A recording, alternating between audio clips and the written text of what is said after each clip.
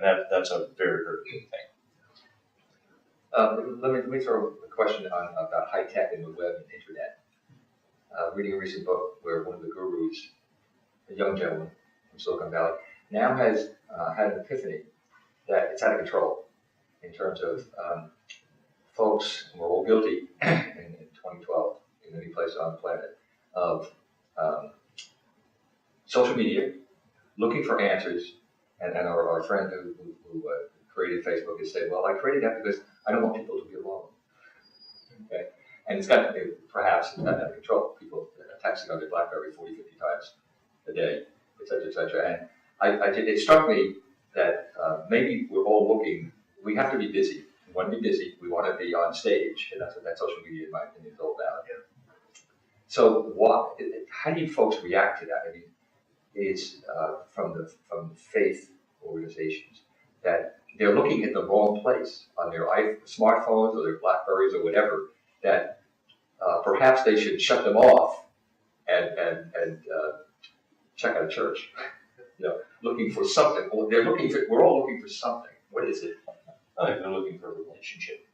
People are looking for a way to be connected, but they can do it from the safety of their laptop, and they don't have to run the risk at times of being rejected. And I think that there's a measure of that that is going on, but I think the social media thing really is about the longing that people have for significant relationships. Right. And it isn't necessarily a bad thing. It's just another tool. Right. Another tool that can be utilized in a way to help people connect. What he said. So from your world though, are you folks using social media? I know, and apologies, I don't know. In fact, the president of our foundation is a kindergarten teacher at our organization, and she had prior to that, so she's not here. Who is that? Carol Sharrow. Great lady. But I know your organization, and your website is high tech. It's first class, and it's as if you folks are in social media. And I'm not saying it's a marketing tool, but it's with it, and it surprised me because from coming from the corporate world, I don't expect the faith folks to be in step with the corporate world. We surprised you that we were not. I got that kind of bad reputation. I'm not supposed to be of this world. It's supposed to be the next thing.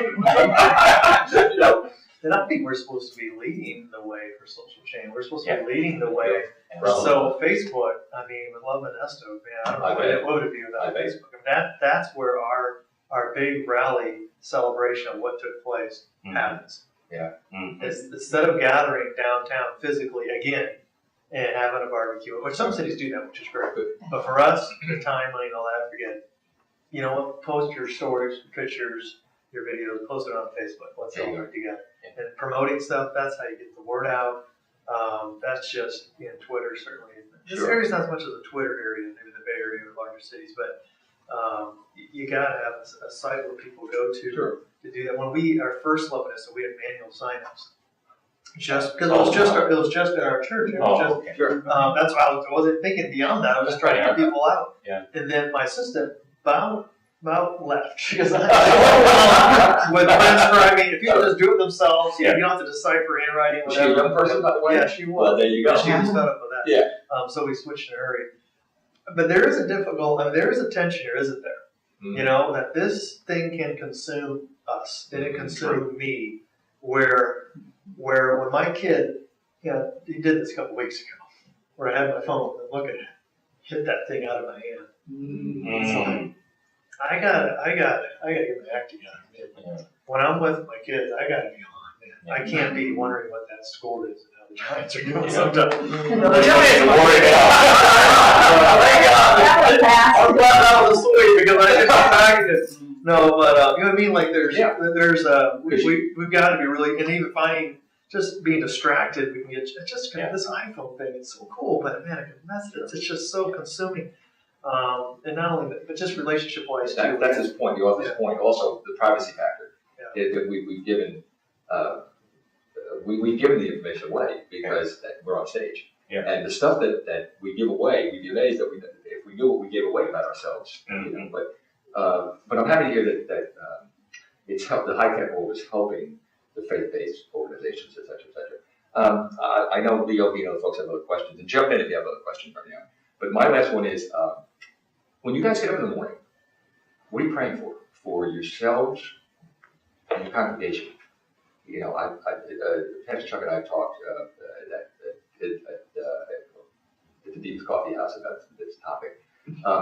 What do you men of faith, men of God, firmly planted on the earth, what do you pray for your congregations? I mean, not to increase the brand by 10% for the next fiscal year, or revenue, et cetera, et cetera. I'm sure, like some CEOs I've worked for, you're not doing that. But I'm curious to know what you're praying for yourselves, and it's personal, but also for your congregation. Does everybody want to feel that one? Well, number one, in terms of myself, that I would, first of all, that I would be that I would have the relationship with God just for me. I can never, as a pastor, be too far separated from that organic relationship of God and myself. Because the moment I get too distanced from that, I lead out of that. Have to, fundamentally. If I'm not connected, then any leading that I do is going to be less than what God really intends for it to be. But secondarily to that, God help me. I kind of felt, I forget who the Bible character was. It says, Lord, help us. We've never been this way before. Help me. But the second thing is to help people become all that God intended them to be. My goal is not to build a big church. My goal is to build big people. And if I can help people discover what God has intended them to be, then the other stuff happens off of that. And so those are the things that I try to shoot for. Let me, without sharing something too personal, but you generated tears whilst we sit in the window of David's about when you wake up sometimes and you say, Lord, I'm going to do X, Y, and Z today. And when you go to bed at night, sometimes it didn't work out the way you would hoped. And that's part of all our lives. Sure it is. You try. Sure it is. Sometimes it doesn't. Well, and that's where the grace of God is such a critical element for us. I think what I've shared with you is I'll get up and I'll say, Lord, today I will be a good guy.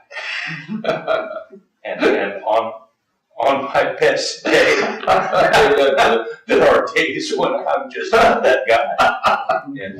And if there isn't the grace of God as the safety net. And you get another chance tomorrow. I mean, thankfully. Unless you know something I don't know. When you get over the morning, I know it's probably to create another hour of the day, so you can do the smartphone and with the kids. And thanks for sharing that. That's part of the busyness of our modern lives. The rhythm that I strive towards, imperfect, but striving, is every morning. Is when I wake up in bed, often I wake up just early, unless my kids I got young kids, so sometimes all night, so it doesn't always work this way right now. But I love to say the name Jesus over and over again. And I'm enamored with the way of Jesus. I'm enamored with how he lived life, the things he cared about, the time he spent, with people or by himself, alone.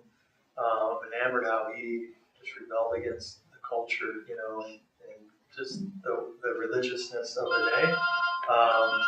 So that's one of my practices for many years now. Just saying that name of Jesus over and just saying, invade me, forgive me, help me to not be about myself, but help me to be more about looking like you and living like you. When people see me and when they see the things I do and hear about whatever, I want them to be, wow, that is an amazing way to live life.